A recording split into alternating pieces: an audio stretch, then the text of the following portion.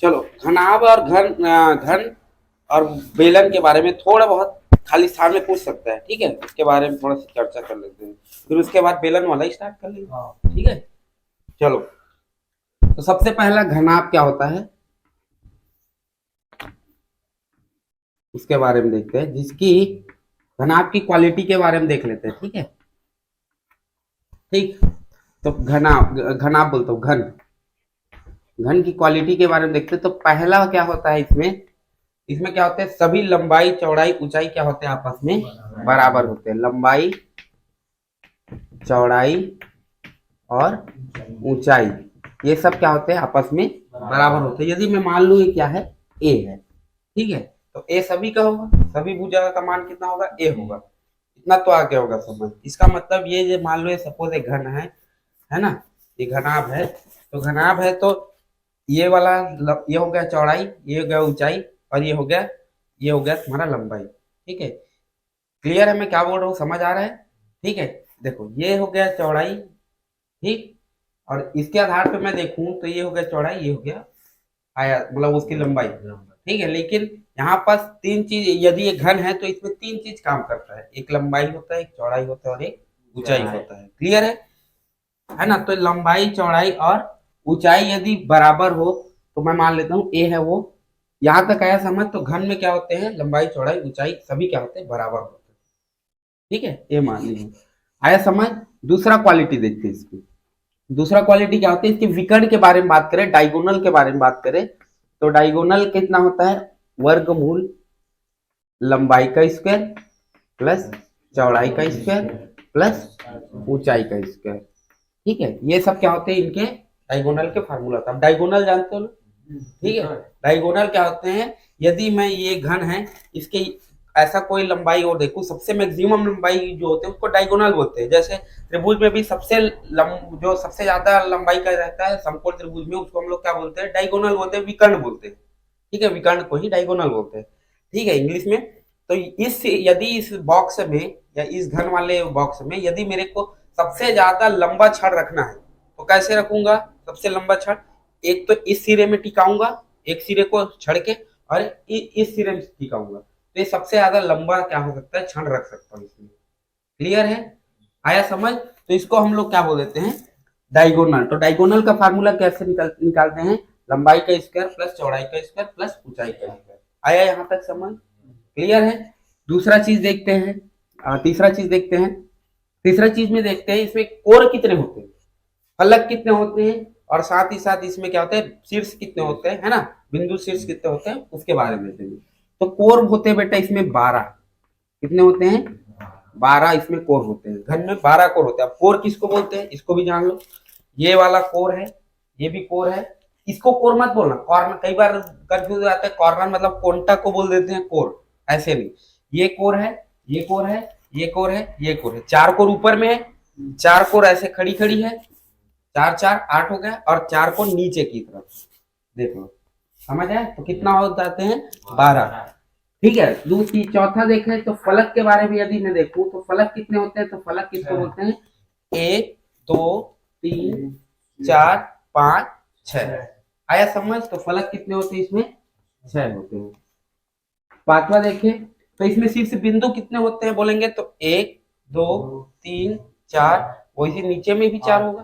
तो टोटल कितने होते हैं बिंदु, शीर्ष बिंदु कितने होते हैं, तो होते हैं बेटा इसमें 8। आया समझ। एक एक चीज के बारे में देखेंगे कितना क्या क्या होता है, ठीक है। आया समझ यहाँ तक, क्लियर है। अब देखते हैं इसमें वक्राकार भाग। छठवा क्या होते हैं, वक्राकार भाग। वक्राकार भाग का क्षेत्रफल, भाग का क्षेत्रफल, एरिया ऑफ वक्राकार, है ना। तो इसके अब वक्राकार क्या होता है, जो घुमाव वाला एरिया होता है, मैं कल ही बताया हूँ, घुमाव वाला एरिया, तो ये वाला। आया समझ। ये वाला जो एरिया है इसका यदि क्षेत्रफल निकाल लें तो कितना होगा, उसके आधार पर यदि फार्मूला निकालूं, मतलब वो निकालूं, तो उसको हम लोग क्या बोलेंगे, वक्राकार भाग। अब पर्टिकुलर ये ऐसे घुमाव वाला बोल रहा हूं मैं, ऊपर और नीचे को छोड़ देना, उसके बाद जो बचेगा वो सब क्षेत्रफल क्या कहलाता है, वक्राकार भाग कहलाता है। तो इस वाले पैटर्न में यदि मैं देखूं तो ये ए है, ये भी ए है, क्योंकि यहाँ पर हमने साफ साफ लिखा है लंबाई भी ए, चौड़ाई भी ए और ऊंचाई भी ए। तो इसकी इस वाले को देखूं तो आयत टाइप का दिख रहा है, ये वाला सीधा दिख रहा है कि नहीं दिख रहा है? ये फलक जो दिख रहा है वो कैसे दिख रहा है? आयत टाइप का। तो आयत का क्षेत्रफल क्या होता है?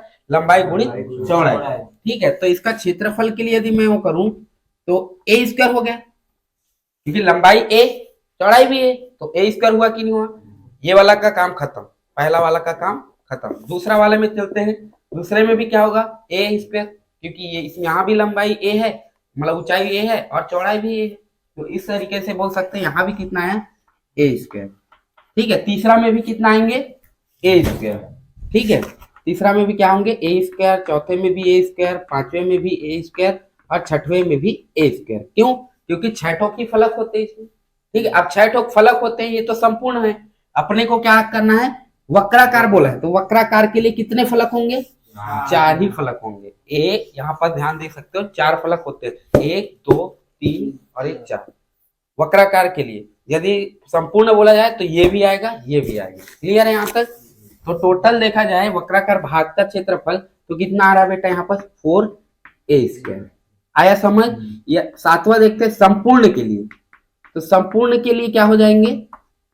संपूर्ण के लिए क्या हो जाएंगे? ये तो रहेगा ही रहेगा, साथ में ऊपर और नीचे वाला, टॉप और बॉटम दोनों रहेंगे कि नहीं रहेंगे?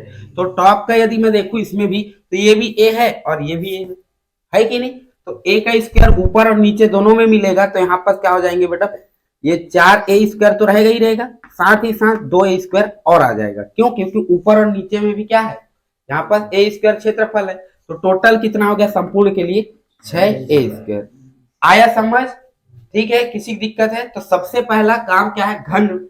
घन में क्या होते हैं? लंबाई चौड़ाई क्या होते हैं? सब ऊंचाई सभी बराबर होते हैं घन में।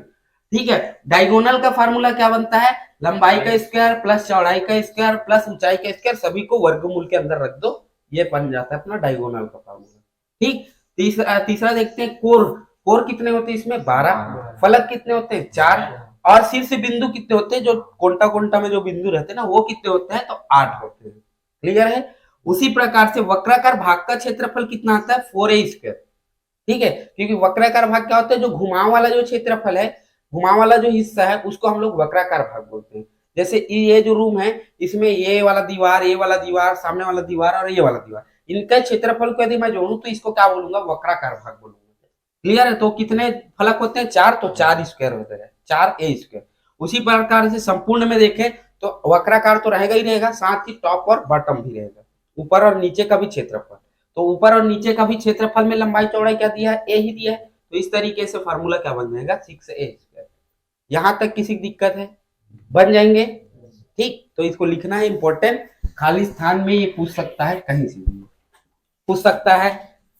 घर के कोरों की संख्या बताओ, खाली स्थान होती है, या सही जोड़ी में पूछ देगा, या सही जोड़ी, या सत्य गलत में, सत्य सत्य पूछ देगा, या तो पूछ देगा खाली स्थान में पूछ देगा कि घन के कोरों की संख्या खाली स्थान होती है, तो घन की कोरों की संख्या 6 होती है, 12 होती है। ठीक है, भूल गया था, 6 बोल दिया था। ठीक है, आया समझ? ये होता है घन। घनाभ के बारे में, घन के बारे में समझ आ गया? ठीक है, तो घनाभ के बारे में भी देख लेते हैं। ठीक, अब घनाभ क्या होते हैं? जैसे ईटा देखे हो ना, उस टाइप के जब स्ट्रक्चर बनता है तो उसको हम लोग बोल देते हैं घनाभ। ठीक जी, ठीक, ये है होते हैं घनाभ। ठीक है, जैसे इस टाइप के जो वो रहेंगे, है ना, चित्र रहेंगे या डायग्राम रहेंगे, इसको हम लोग क्या बोलेंगे? घनाभ बोलेंगे। आया समझ? ये एक्चुअल में घनाभ ही है। सामने वाला देखो, ऊंचाई इधर जितना है, उधर ये भी ऊंचाई है, यहाँ भी ऊंचाई है, यहाँ भी ऊंचाई वही है, तो इसको घनाभ बोलेंगे। लंबाई को देखे जाए तो लंबाई यहाँ इतना है, ये एल होगा मान लो, तो इधर भी एल होगा, इधर भी, ऊपर भी एल होगा, नीचे भी एल होगा, तो इसको हम लोग क्या बोलते हैं? घनाभ बोलते हैं। ईटा देखे होगा, ब्रिक, उसको क्या बोलते हैं? घनाभ बोल सकते हैं। ठीक है, तो घनाभ की क्वालिटी देख लेते हैं क्या क्या होती है। पहला, जैसे उसमें देखे थे क्या था? पहला घनाभ में पहला क्या हो सकते हैं? यहाँ पर लंबाई चौड़ाई, लंबाई चौड़ाई ऊंचाई अलग हो सकते हैं। हो सकते हैं कि नहीं जी? अलग हो सकते हैं। अच्छा, एक बात बताओ, क्या मैं घन को घनाभ बोल सकता हूँ? है कि नहीं? क्योंकि उसमें लंबाई चौड़ाई ऊंचाई होता है ना। अलग हो सकता है बोला, होता 6 ऐसे नहीं बोला वो। आया समझ? क्लियर है? तो यहाँ पर क्या हो सकते हैं, लंबाई चौड़ाई ऊंचाई अलग हो सकते हैं, जरूरी नहीं कि होगा। अपन घन को भी क्या बोल सकते हैं, घनाभ बोल सकते हैं, क्योंकि उसमें भी लंबाई चौड़ाई ऊंचाई पाया जाता है, इसमें भी लंबाई चौड़ाई ऊंचाई पाया जाता है। आया समझ यहाँ तक? पहला क्वालिटी। इसमें हाँ फर्क ये है कि इसमें बराबर जरूरी नहीं कि ये बराबर हो, ठीक है, इसमें जरूरी नहीं होता कि ये बराबर हो। घन में सभी बराबर होते थे ना, इसमें बराबर क्या है, इसमें ये जो घन दिख रहा है इसमें क्या लंबाई और ऊंचाई और चौड़ाई क्या बराबर दिख रही है? नहीं। तो इसमें जरूरी नहीं कि ये क्या हो, ये मतलब ये घन हो, ठीक है, लेकिन हाँ हर घन क्या होते हैं आपस में घनाभ कहला सकते हैं। जैसे हर एक वर्ग आयत बोल सकते हैं ना, उसी प्रकार, लेकिन आयत को वर्ग नहीं बोल सकते, उसी प्रकार से हर घन को हम लोग घनाभ बोल सकते हैं, लेकिन घनाभ को हम लोग आयत घन नहीं बोल सकते। आया समझ यहाँ तक? क्लियर है? पहला क्वालिटी देखें, दूसरा क्वालिटी देखते हैं। दूसरा क्वालिटी में देखते हैं बेटा डायगोनल के बारे में। डायगोनल के बारे में देखते हैं। तो डायगोनल क्या होता है इसके, यहां भी वही लंबाई का स्क्वायर, चौड़ाई का स्क्वायर प्लस ऊंचाई का स्क्वायर, सेम फार्मूला यहाँ भी रहेगा। आया समझ? लंबाई के लिए भी वही फार्मूला होगा, और मतलब क्या बोलते हैं वर्गीकरण के लिए जैसे घन में फार्मूला था वही घनाभ में भी होगा। आया समझ यहाँ तक? क्लियर है? किसी को दिक्कत है इतने में? ठीक है। तीसरा देखते हैं इसमें, है ना। तीसरा क्या था इसमें, कोरों की संख्या। अच्छा कोरों की संख्या कितने होते हैं जी? कोरों की संख्या भैया इसमें भी देख लो, कोर कितने होते हैं। तो 1 2 3 4, उसी प्रकार से 5 6 7 8, फिर उसी प्रकार से 9 10 11 और 1 12। इस तरीके से यहाँ भी क्या होते हैं, कोरों की संख्या 12 होते हैं। ठीक है, तो कंफ्यूज मत होना, घन में कितने कोर होते हैं, घनाभ में कितने कोर होते हैं, तो सब में बराबर होते हैं। ठीक है, आया समझ? क्योंकि इसकी संख्या को पूछ रहा है। ठीक उसी प्रकार से चौथा में देखें तो फलक क्या होते हैं, तो फलक यहाँ भी कितने होते हैं, 6 होते हैं। जैसे घन में फलक 6 थे, उसी प्रकार से घनाभ में भी फलक 1 1 2 3 4 5 6। आया समझ? तो इस यहाँ भी फलक कितने होते हैं, 6। पांचवा देखते हैं, इसमें क्या होते हैं, शीर्ष बिंदु। चलो ठीक है, शीर्ष बिंदु। तो शीर्ष बिंदु कितने होते हैं इसमें, इसमें भी कितने होते हैं, 8 होते हैं। तो फलक फलक और क्या है, कोर और क्या है तुम्हारे शीर्ष बिंदु, ये सभी क्या होते हैं, उसमें भी बराबर होते हैं, इसमें भी सेम होते हैं। आया समझ यहाँ तक? क्लियर है? अब देखते हैं इसके छठवा, वक्राकार भाग का क्षेत्रफल, है ना। वक्राकार भाग का क्षेत्रफल, ठीक है, इसके लिए देखते हैं। चलो मैं मान लेता हूं कि इसकी जो हाइट है, ये वाला जो हाइट है वो h है, ठीक है, ये वाला जो हाइट है वो h है, ये वाला है चौड़ाई, इसको मैं किससे डिनोट कर लेता हूँ, b से। ब्रेथ मतलब चौड़ाई होता है, ठीक है, और ये हो गया इसके लंबाई, इसको क्या बोल सकते हैं, l बोल सकते हैं, लॉन्ग l, ठीक है। तो अच्छा एक बार बताओ, अपने को वक्राकार भाग पूछा है, तो वक्राकार भाग क्या होगा, जो घुमाव वाला एरिया है, तो घुमाव वाला 1 2 3 4, समझ रहे हो ना, ऐसे घुमा सकते कि नहीं, ऐसे 1 2 3 4, तो ये वाला जो भाग होता है वो क्या कहलाता है, वक्राकार भाग कहलाता है। आया समझ? अच्छा तो ये वाला वेव देखो, एक चौड़ाई है b, ऊंचाई है h, तो इसका क्षेत्रफल निकालूं तो कितना होंगे जी, b इंटू h प्लस, इसका काम खत्म। ठीक, कितने ठोक b इंटू h होगा, एक इधर है उतना इधर भी होगा, ठीक है। तो यहाँ पर मैं 2 लिख सकता हूँ कि 2b/h, है ना, एक इधर और एक इधर। क्लियर है?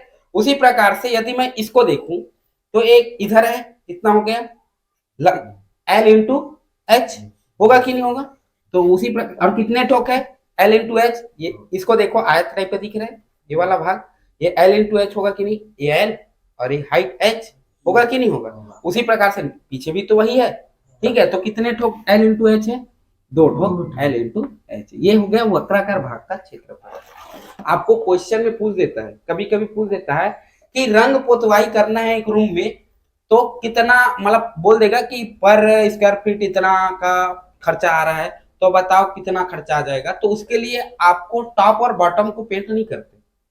आया समझ? आपको क्या पेंट करना रहता है, घर के वक्राकार भाग को पेंट करना रहता है। आया समझ? कभी भी देखना, ये जो सफेद का कलर का जो पुताई हुआ है वो मेरे नीचे में नहीं है, ना ऊपर में नहीं है। मैं कहाँ पोता हूँ? वक्राकार भाग में पोता हूँ। तो क्वेश्चन पूछ सकता है कि अपन जब पुताई करते हैं किसी भी कलर का तो उसमें कितना खर्चा आएगा, तो अपने को पहले क्या करना है, वक्राकार भाग का क्षेत्रफल निकालना है। एक क्षेत्रफल में कितना का खर्चा आ रहा है उससे उसका मल्टीप्लाई कर देंगे, अपने को खर्चा मिल जाएगा। समझ आया? यदि मैं बोल दूं कि 1 स्क्वायर फीट में 10 रुपए का खर्चा आता है, इन द केस ये रूम का जो खर्चा है वो मतलब ये रूम का वो जो वक्राकार भाग है वो 100 स्क्वायर फीट है। 1 स्क्वायर फीट में कितना खर्चा? 10 का। 100 स्क्वायर फीट में कितने का? 1000। आया समझ? इस कारण से यदि आपको पूछ दिया जाए कि एक टेंट लगाना है, एक टेंट का में जो कपड़े का जो कीमत है वो 1 स्क्वायर फीट का कीमत है मान लो 10 रुपया। ठीक है, अब आप टेंट कैसे लगाओगे? टेंट मान लो ऐसे आयताकार बनाना है ना, घनाभ वाले स्ट्रक्चर में, तो आप टेंट कैसे लगाओगे भैया? ऊपर भी मिलेगा, ऊपर भी तो छाया के लिए रखना पड़ेगा ना, साइड में भी, लेकिन नीचे में नहीं रहेगा। तो क्वेश्चन बताएंगे कैसे कौन कौन सा क्षेत्र निकालना है। आया समझ? क्लियर है? बन जाएंगे। ठीक, उसके बाद ये हो गया तुम्हारा, क्या बन गया तुम्हारा? ये वक्राकार भाग। 7वां देखते हैं क्या? संपूर्ण पृष्ठ का क्षेत्रफल। संपूर्ण पृष्ठ का क्षेत्रफल। ठीक है, तो संपूर्ण पृष्ठ का क्षेत्रफल यदि मैं देखूं तो संपूर्ण पृष्ठ के क्षेत्र में देखो वक्राकार भाग तो आ ही गया भैया, टॉप और बॉटम बचा है। सही बात है कि नहीं? ऊपर और नीचे बचा है। ठीक है, तो ऊपर नीचे में देखा जाए, ऊपर को मैं देखूं तो कैसे दिख रहा है? एक एल है और एक चौड़ाई है। दिख रहा है कि नहीं दिख रहा है? क्लियर है? तो इसमें क्या हो जाएंगे? वक्राकार भाग तो आएंगे ही आएंगे, मतलब इन दोनों तो आएंगे ही आएंगे। 2BH plus 2LB। साथ में और क्या आ जाएंगे? ऊपर वाला देखो, एक L दिख रहा है और एक ब्रेथ दिख रहा है, चौड़ाई दिख रहा है कि नहीं दिख रहा है? तो इसको क्या लिखेंगे अपन? L into B. और कितने ठोक L इंटू बी है? इधर भी है वही इधर भी है कि नहीं? तो कितने ठोक हो गए? 2 ठोक। तो अपना फार्मूला मिल के आ गया कि 2BH 2LB 2LB 2LB।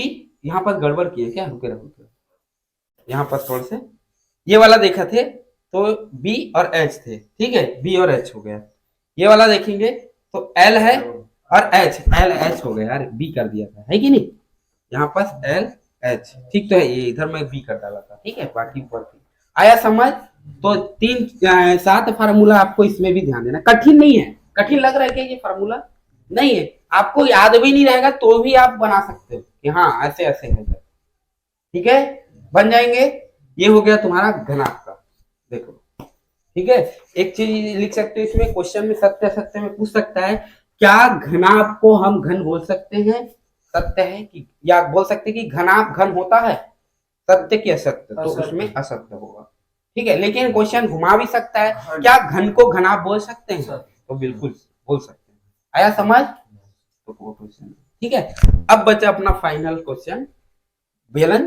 बेलन के बारे में थोड़ा चर्चा करेंगे, उसके बाद अपन बेलन वाला जो वो है उसको कंप्लीट करेंगे। ठीक है, एक चीज और, 8वां क्वेश्चन एक और उसमें भी कर देना, उसमें आयतन वाली बात भी बोलती है इसमें। तो आयतन क्या होते हैं इसके? L B H, लंबाई चौड़ाई ऊंचाई। उसमें क्या होगा? लंबाई चौड़ाई ऊंचाई के हिसाब से यदि A मान दिया जाए तो A की पावर 3, क्योंकि A की लंबाई भी क्या है? A है, B भी क्या है? A है, H भी क्या है? A है, तीनों का गुणा हो रहा है तो A की पावर 3 होगा कि नहीं होगा? आया समझ? तो कंफ्यूज नहीं होना। ठीक है, चलो अब ध्यान देंगे अपना बेलन वाला। बेलन को थोड़ा सा अच्छे से देख लेते हैं। ठीक है, तो बेलन क्या होते हैं? 2 फार्मूला परिभाषा पूछ सकता है भाई। ठीक है, 2 वृत्ताकार भाग होते हैं इसमें। ठीक है, आया समझ? क्लियर? और एक वक्राकार भाग होते हैं। एक 2 वृत्ताकार भाग है और एक वक्राकार भाग के मिलने से जो आकृति बनते हैं उसको हम लोग क्या बोलते हैं? बेलन। ठीक है, जो क्या है यहाँ पर? एक 2 ठोक वक्राकार भाग है, वृत्ताकार भाग है। 2 ठोक कितना भाग? कौन सा भाग है? वृत्ताकार, एक ऊपर और एक नीचे। और एक वक्राकार भाग के मिलने से जो आकृति बनते हैं उसको हम लोग क्या बोलते हैं? बेलन बोलते हैं। ठीक है, ये वृत्ताकार भाग 2 ठोक है है ना, ये देख लो, एक ये और एक ये, और एक वक्राकार भाग, गोलाई वाला भाग, इनके मिलने से जब कोई आकृति बनता है तो उसको हम लोग क्या बोलते हैं, बेलन बोलते हैं। आया समझ। अब बेलन की क्वालिटी देख लेते हैं। तो पहला क्वालिटी, चलो मैं मान लेता हूं कि इसकी जो हाइट है ये क्या है, यहां से यहां तक का दूरी कितना है, h है। आर कितना मान, त्रिज्या कितना मान लेते हैं, आर, मतलब इनकी जो त्रिज्या है, ये वृत्ताकार भाग दिख रहा है, उसका क्षेत्र त्रिज्या कितना होगा, आर है, मान लिया हूं। क्लियर है। इसकी हाइट कितना है, h मान लिए। आया समझ यहां तक। अब ध्यान देंगे इसमें क्या क्या चीज सीखने को मिलेगा। पहला, वक्राकार भाग, वक्राकार भाग का क्षेत्रफल। ठीक है, वक्राकार भाग का क्षेत्रफल यदि देखें तो वक्राकार भाग किसको बोलते हैं, जो गोलाई वाला रहता है, घुमाव वाला एरिया। तो घुमाव वाला एरिया कौन है, ये वाला है जो दिख रहा है कलर वाला। आया समझ, है ना। अब भैया एक बात बताओ, एक वृत्त है ना, इधर देखा जाए तो वृत्त है, तो ये वाला जो लंबाई है ऐसे, इसको हम लोग क्या बोलते हैं, परिधि बोलते हैं।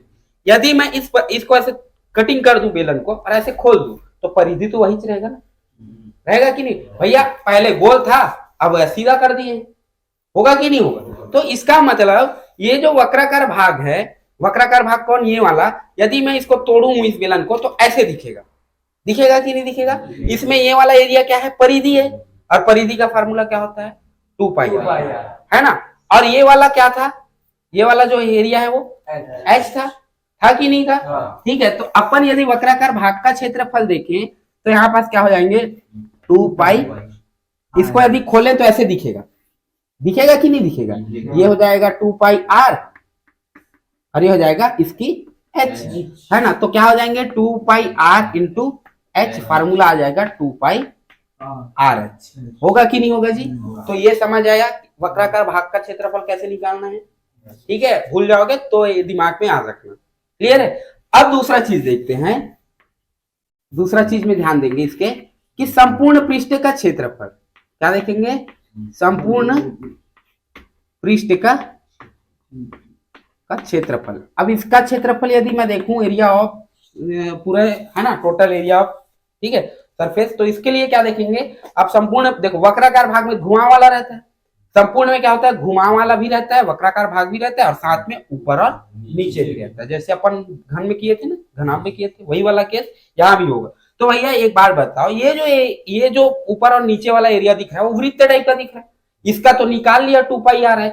इसका क्या होंगे, एक ठो पाई r स्क्वायर इधर है, एक ठो पाई r स्क्वायर इधर है, क्योंकि एक वृत्त का क्षेत्रफल क्या होता है, पाई r स्क्वायर होता है। तो एक ठो पाई r स्क्वायर इधर है और एक ठो पाई r स्क्वायर इधर है, तो इन दोनों को जोड़ूंगा तो 2 पाई r स्क्वायर हो गया। तो 2 पाई r स्क्वायर को यदि मैं इसके साथ जोड़ूं तो क्या संपूर्ण का नहीं निकलेगा, निकलेगा कि नहीं निकलेगा। तो संपूर्ण के लिए क्या हो जाएंगे, 2 पाई r h तो रहेगा ही रहेगा, साथ ही क्या हो जाएंगे, 2 पाई r स्क्वायर भी है इसमें। आया समझ, किसी को दिक्कत। तो यहाँ पास अपना दूसरा फार्मूला बनके, यहाँ पास कई बार क्वेश्चन में देखने को मिलेगा 2 पाई r को कॉमन निकाल लेते हैं ऐसे। 2 पाई r को यदि कॉमन निकालूं तो क्या बचेंगे, यहाँ से 2 पाई r कॉमन निकला तो h, यहाँ से 2 पाई r कॉमन निकला तो r। तो ये एक फार्मूला ऐसे बन के आता है। आता है कि नहीं आता, यहाँ तक आया समझ। तीसरा में देखते हैं, तीसरा क्या होते हैं, इसके आयतन के बारे में देखेंगे। ठीक है, अब आयतन के बारे में क्या होंगे इसके बारे में देखते हैं। तो आयतन क्या होते हैं इसमें, इसके फार्मूला लिख लो, पाई r स्क्वायर h होता है। ठीक है, क्लियर है, पाई r स्क्वायर h। याद रखना, आयतन में यूनिट जो रहता है बेटा, इकाई। कभी भी आयतन में आपको कंफ्यूज लगे कि आयतन है कि क्षेत्रफल, तो क्षेत्रफल में ना सेंटीमीटर स्क्वायर में आता है, वर्ग सेंटीमीटर बोलते हैं। ठीक है, आयतन में सेंटीमीटर क्यूब आता है। क्या आता है, सेंटीमीटर क्यूब। अब बोलोगे कि कैसे, तो ध्यान दो इधर। अच्छा, ये अभी घन का किए थे तो क्षेत्रफल, आयत का क्षेत्रफल क्या था, है ना, लंबाई गुणित चौड़ाई, होता है कि नहीं। अब घन का यदि मैं निकाला था तो क्या किया था, लंबाई, चौड़ाई और ऊंचाई, है कि नहीं। आया समझ। देखो इसमें कितने ठोक सेंटीमीटर है, लंबाई को भी सेंटीमीटर से नापते हैं, चौड़ाई को भी सेंटीमीटर से नापते हैं, तो कितने हैं, 2। लेकिन आयतन में देखो, लंबाई भी सेंटीमीटर, चौड़ाई भी सेंटीमीटर, ऊंचाई भी सेंटीमीटर, तो 3। यहां भी देख लो आप, यदि अभी क्षेत्रफल, ये भी क्षेत्रफल है, ये भी क्षेत्रफल है, सही बात है कि नहीं। दोनों को देखो, अपन चेक करके देखते हैं वाकई में क्षेत्रफल में सेंटीमीटर स्क्वायर आता है कि नहीं आता। ठीक है, तो पहले इसमें देखते हैं कितने ठोक लंबाई के सेंटीमीटर वाला केस है, 2 ठोक। देख लो, एक आर है ये भी सेंटीमीटर, एच है ये भी सेंटीमीटर, तो कितना आ जाएंगे जी, सेंटीमीटर स्क्वायर। ये क्षेत्रफल वाला केस है, चाहे संपूर्ण पूछा जाए या वक्राकार भाग का पूछा जाए। उसी प्रकार से संपूर्ण के लिए देखूं तो आर कितना है, एक ठो है ना, संपूर्ण के है ना, हाँ आर कितना है, एक ठो, यहाँ पर इसके आधार पर चलते हैं, तो आर कितना है, 1 सेंटीमीटर, एच कितना है, 1 सेंटीमीटर, है ना। यहां पर देखा जाए तो आर कितना है, 2 ठो, तो भैया ये तो 2 जुड़ रहा है ना, सेंटीमीटर स्क्वायर जुड़ रहा है ना, तो फाइनली ये centimetre square plus centimetre square कितना सेंटीमीटर स्क्वायर देंगे, 2 सेंटीमीटर स्क्वायर। तो भैया फार्मूला तो वही चाहिए ना, सेंटीमीटर स्क्वायर में ही। आया समझ, क्लियर है यहां तक, ठीक है। ये हो गया तुम्हारे क्या बोले, क्षेत्रफल के केस में। चाहे आपको किसी भी चीज का क्षेत्रफल दिया जाए, आप त्रिभुज का भी क्षेत्रफल जानते होगे, 1/2 लंबाई गुणित ऊंचाई, यही होता है, लंब गुणित ऊंचाई, शीर्ष लंब गुणित ऊंचाई, शीर्ष लंब गुणित आधार होते हैं, ठीक है। तो भैया लंब क्या होते हैं, शीर्ष लंब क्या होते हैं, ये भी सेंटीमीटर में, आधार भी सेंटीमीटर में, तो 2 ठोक हुआ कि नहीं हुआ, सेंटीमीटर। तो किसी का भी क्षेत्रफल देखने को मिलेगा आपको तो हमेशा सेंटीमीटर स्क्वायर में देखा जाता है। आया समझ, सेंटीमीटर हो या मीटर हो, लंबाई के स्क्वायर में ही रहता है। यदि यूनिट जो है मीटर में है तो मीटर स्क्वायर, सेंटीमीटर में है तो सेंटीमीटर स्क्वायर, है ना। फुट है तो क्या बोलते हैं, स्क्वायर फुट, है ना। इसीलिए कभी देखते होगे जमीन लेने के लिए कभी जाते हो, इतना स्क्वायर फीट है तो इतना स्क्वायर फीट है बोलते, स्क्वायर फीट है बोलते हैं, स्क्वायर मतलब समझ गए ना, वर्ग फीट। आया समझ। और आयतन के केस में देखते हैं, तो आयतन में देखा जाए तो आर कितने हैं, 2 ठो, स्क्वायर में है कि नहीं, तो सेंटीमीटर स्क्वायर। एच को भी सेंटीमीटर से नापते हैं कि नहीं नापते, तो कितने ठोक है सेंटीमीटर, 1 ठोक, तो भैया 2 ठोक सेंटीमीटर, एक तो यहाँ 2 ठोक है और यहाँ 1 ठोक है, कितना सेंटीमीटर हुआ, 3। तो इस कारण से आयतन हमेशा क्या होते हैं, यूनिट में घात 3 लगता है, ठीक है। आया समझ, चाहे आपको मीटर दिया जाए, चाहे आपको सेंटीमीटर दिया जाए, चाहे आपको फुट दिया जाए, चाहे आपको इंच दिया जाए, किसी भी प्रकार की लंबाई दिया जाए उसमें घन लगता है, यदि आयतन पूछा है तो। यदि क्षेत्रफल पूछा है तो उनके यूनिट में क्या लगते हैं, वर्ग लगता है। यदि मीटर पूछा जाए तो मीटर स्क्वायर, सेंटीमीटर पूछा है तो सेंटीमीटर स्क्वायर, इंच पूछा जाए तो इंच स्क्वायर, ऐसे फुट पूछा जाए तो स्क्वायर फुट। आया समझ। तो इस तरीके से अपने को पता चल गया कि हाँ, आप फार्मूला में कंफ्यूज तो नहीं होंगे। तो उदाहरण नंबर ध्यान से देखना, 3 दिया है, पृष्ठ क्रमांक 356 दिया है सब में, ध्यान से देखो। एक लंबवृत्त बेलन के आधार की परिधि 44 सेंटीमीटर है, यदि बेलन की ऊंचाई 10 सेंटीमीटर है तो बेलन का वक्राकार पृष्ठ का और आयतन ज्ञात कीजिए, वक्राकार पृष्ठ और आयतन ज्ञात कीजिए बोले, ठीक है। तो यहाँ पर अपने को वृत्ताकार भाग का क्षेत्रफल दिया है, आधार का क्षेत्रफल कितना दिया है, 44 सेंटीमीटर स्क्वायर में दिया है ना, आधार, अच्छा परिधि बोला है, परिधि बोला है ना, कितना दिया, परिधि किसको बोलते हैं, समझ रहे हो ना मैं क्या बोल रहा हूँ। ये सपोज ये बेलन है, ठीक है, ये बेलन है, तो बेलन का परिधि क्या होगा, ये। और परिधि क्या होता है, एक लंबाई है कि नहीं, और लंबाई क्या होती है, सेंटीमीटर या मीटर जैसे भी हो। तो ये जो परिधि दिया है, ये जो गोल वाला भाग, इसका वैल्यू कितना दिया है परिधि कितना दिया है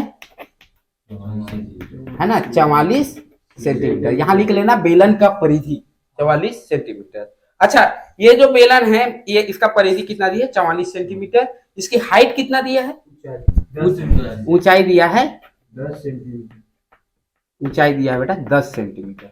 आया समझ, किसी को दिक्कत है इतने में, ठीक है। ज्ञात क्या करना है अपने को, वक्र पृष्ठ और आयतन। आयतन क्या होगा, चलो ठीक है। अच्छा, इसका मतलब अपने को इसका फार्मूला याद रहना चाहिए। वक्र पृष्ठ का फार्मूला क्या होता है, 2 पाई आर एच। आयतन का फार्मूला क्या होता है, पाई आर स्क्वायर एच। इसका मतलब अपने को परिधि दिया है 44 सेंटीमीटर, ऊंचाई दिया है 10 सेंटीमीटर। आर यदि मैं निकाल लूं, यहाँ पास से आर निकाल लूं, तो इसमें मान रख सकता हूं कि नहीं, क्योंकि एच दिया है, आर नहीं दिया है। तो आर कहां से निकलेगा, परिधि से निकलेगा। आर कहां से निकलेगा, परिधि से, क्योंकि आर का फार्मूला क्या होता है, 2 पाई, हमारा परिधि का फार्मूला क्या होता है, 2 पाई आर, और ये कितना दिया है, 44 सेंटीमीटर, ठीक है। ये क्या हो जाएंगे, 2 गुणा पाई को क्या लिखते हैं, 22/7 गुणा आर बराबर 44। भैया ये 22 दूनी 44 से पूरा खत्म हो जाएगा, इससे इधर क्या बचेगा, 1। ठीक है, तो आर का वैल्यू कितना आएगा, 7 को उधर भेजेंगे तो 7 सेंटीमीटर। आया समझ यहाँ तक? किसी को दिक्कत है? ठीक है, तो 7 सेंटीमीटर अपना आर का वैल्यू मिल गया। तो आप वक्राकार भाग का भी निकाल सकते हो, आप आयतन भी निकाल सकते हो। तो वक्राकार भाग के लिए फार्मूला क्या है, वक्राकार भाग के लिए क्षेत्रफल के लिए क्या फार्मूला है, 2 पाई आर। तो 2 पाई के जगह 22/7, आर के जगह 7 और एच के जगह क्या 10। 7 से 7 खत्म, ठीक है, ये 44 हो गया, 44 में 10 जुड़ेगा तो 440 सेंटीमीटर स्क्वायर में आएगा। आया समझ? क्योंकि ये क्या है, क्षेत्रफल। आया समझ? किसी को दिक्कत है? आयतन भी देख लें। तो आयतन का फार्मूला क्या है, आयतन को डिनोट करते हैं वॉल्यूम मतलब वी से, है ना। तो इसके आधार पे देखा जाए तो आयतन का फार्मूला क्या है, पाई। पाई मतलब 22/7, आर के जगह आर स्क्वायर की जगह 7 का स्क्वायर गुणित एच के जगह 10। होगा कि नहीं होगा? एक ठोक 7 कट जाएगा, कटेगा कि नहीं कटेगा जी? तो ठीक है, एक ठोक 7 कटेगा, एक 7 बचा है, ठीक है। अब 7 ये कितना हो जाएंगे, 7 दूनी 14, हासिल है 1, 7 दूनी 14, 14 1 15 और एक इधर का 0, तो कितना आ जाएंगे जी आयतन में, ठीक। तो 1540 सेंटीमीटर क्यूब में आएगा। आया समझ? तो ऐसे बनाना, क्लियर है? बन जाएंगे, सरल है नहीं? ठीक। यहाँ पर क्वेश्चन को पहले पढ़ो, क्वेश्चन इंपोर्टेंट है, टिक मार लेना, ठीक है। आगे देखते हैं। यहाँ पर बोला है 2 बराबर ऊंचाई वाले लंबवृत्त बेलनों के आधार की त्रिज्या दिया है, कितना दिया है, 3 और 4 के अनुपात में है, इनके आयतनों के अनुपात ज्ञात कीजिए। चलो बढ़िया है, आयतनों के क्या ज्ञात करना है, अनुपात ज्ञात करना है। चलो ठीक है, यहाँ पर क्या बोला है, 2 बराबर ऊंचाई वाले बोल रहे हैं, ठीक है। तो एक क्या है, एक बेलन ये है और एक बेलन में इसके साइड में और बना देता हूँ, ठीक है, कंफ्यूज मत हो, ठीक है जी। इसकी जो हाइट है वो भी क्या दिया है, h दिया है, क्योंकि ऊंचाई क्या है बोल रहे हैं, बराबर है बोल रहे हैं, ठीक है। त्रिज्या क्या दिया है, त्रिज्या का अनुपात कितना दिया है, पहले और दूसरे का, इसका कितना है 3 और इसका त्रिज्या का अनुपात कितना दिया है 4, ठीक है। ये कहने का मतलब ये 3x होगा, ये 4x होगा, अनुपात है तो उसको ऐसे मान लेना, ठीक है, क्योंकि एक्चुअल वैल्यू नहीं दिया, वो अनुपात में दिया है। आया समझ? क्लियर है? आपको बोल दिया जाए कि 10 और 30 को अनुपात के फॉर्म में कन्वर्ट करो तो 1 हो जाएगा 1:3, तो भैया ये वाला फॉर्मेट दिया है, ये वाला फॉर्मेट नहीं दिया, तो अपन क्या कर देंगे, ये फॉर्मेट के लिए अपन x है, एक x और 3x मान दिया। आया समझ? क्लियर है? किसी की दिक्कत है? चलो, तो दिया क्या क्या है उसके बाद पहले देखते हैं। तो दिया है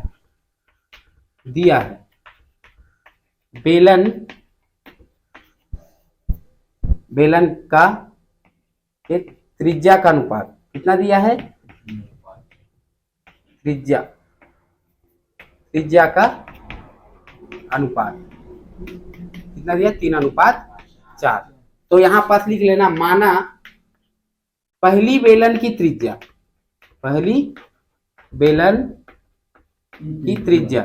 कितना मान दिए है जी, 3x। दूसरी का इसी प्रकार से लिख लेना, दूसरी का कितने हो जाएंगे 4x, ठीक है। आया समझ यहां तक? किसी दिक्कत है इतने में? ठीक है। बेलन का हाइट जो दिया है तथा बेलन का हाइट या ऊंचाई बोलते हैं, कितना दिया है, मान लेते हैं h। अपने को तो दिया नहीं है ना h, ठीक है। तो दोनों बेलन का ऊंचाई यहां लिख लेना, दोनों तथा दोनों बेलन का ऊंचाई h, मतलब ये भी h है, ये भी h है।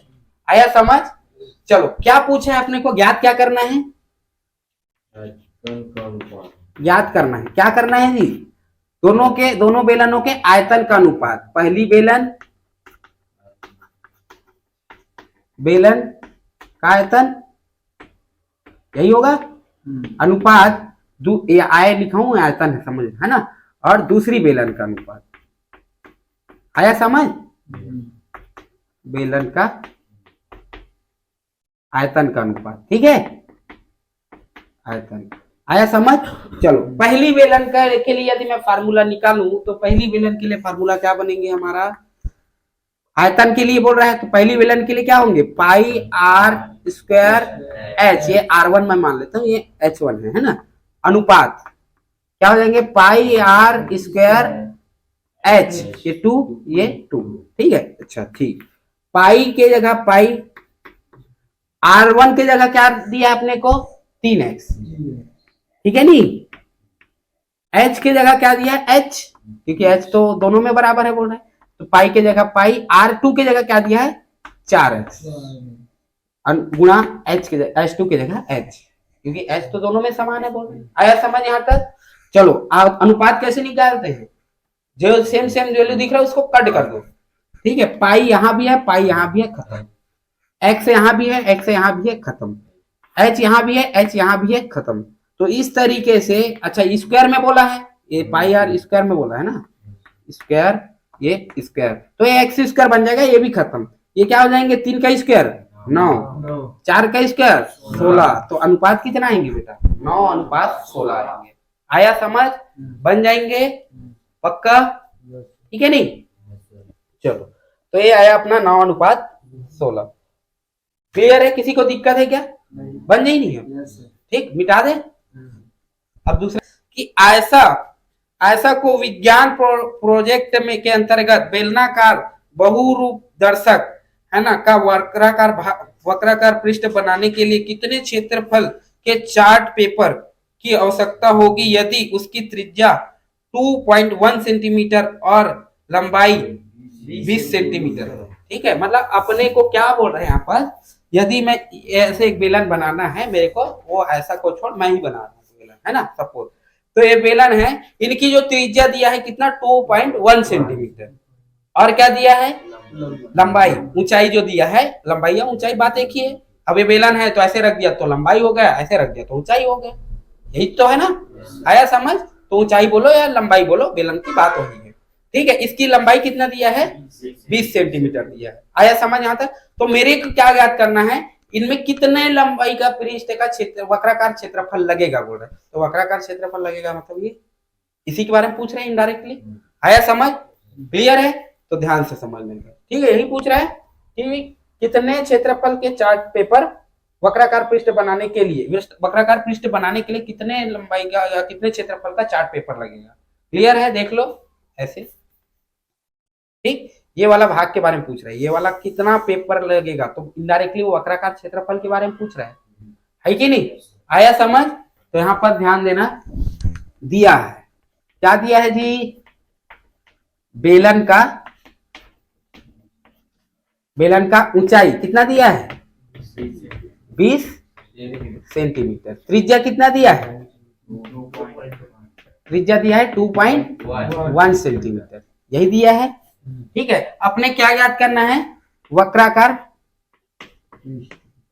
पृष्ठ का, वक्राकार भाग का क्षेत्रफल या पृष्ठ का क्षेत्रफल, ठीक है, जैसे भी ये क्या करना है अपने को याद करना। आया समझ यहाँ तक, ठीक है। तो वक्राकार भाग का क्षेत्रफल का फार्मूला क्या होता है, 2 पाई RH, ठीक है। 2 के जगह 2, पाई के जगह 22/7, R के जगह क्या हो जाएंगे 2.1 और H की जगह क्या हो जाएंगे 20 हो जाएंगे। आया समझ यहाँ तक, किसी दिक्कत है इतने में, ठीक है, ध्यान से समझना इधर, है ना। अच्छा तो 22 गुणा ये तो हो गया 44/7 गुणा, बेटा ये दशमलव हटाऊंगा तो नीचे क्या लग जाता है 10, तो ये क्या हो जाएंगे 21/10 गुणा 20, 0 से 0 खत्म, 7 एकम 7, 7 तिया 21, हुआ कि नहीं हुआ जी, और 3 दूनी 6, तो 44 गुणा 6 कितना हो जाएंगे, 6 चौक 24, अच्छी लाया 2, 6 चौक 24, 24 2 26, तो आंसर कितना आएगा जी, और स्क्वायर में आएगा, सेंटीमीटर स्क्वायर में आएगा कि सेंटीमीटर क्यूब में आएगा, सेंटीमीटर स्क्वायर में, क्यों, क्योंकि ये क्षेत्रफल है ना, तो सेंटीमीटर स्क्वायर में इसका आंसर आएगा। क्लियर है। यदि बेलन के आधार की त्रिज्या दिया है 14 सेंटीमीटर और ऊंचाई 10 सेंटीमीटर है, बेलन के वक्र पृष्ठ तथा संपूर्ण पृष्ठ के क्षेत्रफल ज्ञात कीजिए। चलो दिया क्या क्या है, एक मान लो एक बेलन है, चित्र बना लेना ना, लेकिन एग्जाम में जब बैठोगे तो चित्र बना लेना, इफेक्ट पड़ेगा थोड़ा से। आया समझ। इसकी हाइट कितना दिया है बोल रहे हैं, कुछ दिया है क्या, ऊंचाई 10 सेंटीमीटर और त्रिज्या 14 सेंटीमीटर। इसका मतलब जो ऊंचाई है वो अपना छोटा हो गया, बड़ा हो गया है, और वो बड़ा मतलब वो बेलन कैसे बनेगा, थोड़ा से बड़ा चौड़ा बनेगा, है ना, याद रखना, ठीक है। ये त्रिज्या कितना दिया है 14 सेंटीमीटर। अच्छा ये सेंटीमीटर मीटर उटर तो नहीं बोला ना कुछ, अलग अलग थोड़ा दिया है, 1 सेंटीमीटर, दोनों सेंटीमीटर में है ना। दोनों से हाँ, यूनिट को सेम करना। यदि 1 मीटर में दे दिया, 1 सेंटीमीटर में, तो उनको सेम कर लेना, तब बनाना। ठीक है, तो दोनों क्या दिए हैं, सेंटीमीटर में दिए। तो ये जो चित्र बनेगा एक्चुअल में ऐसे बनेगा। हाँ वो बड़े ठीक है, ऐसे टाइप का। ये हो गया 14, इनकी हाइट जो हो गई 10, ऐसे टाइप का लगभग बनेगा सपोज, है ना। आया समझ। तो ये वाला चित्र थोड़ा से गड़बड़ होता है, तो आपको चित्र बनाना है तो क्वेश्चन के आधार पर बनाना है। ठीक है, ध्यान से देखो। तो दिया क्या है, दिया है बेलन का त्रिज्या कितना दिया है जी, 14 सेंटीमीटर। और क्या दिया है, ऊंचाई, ऊंचाई कितना दिया है जी, 10 सेंटीमीटर, यही दिया है। पक्का। ठीक है, अपने को क्या ज्ञात करना है, इनके वक्राकार भाग का क्षेत्रफल।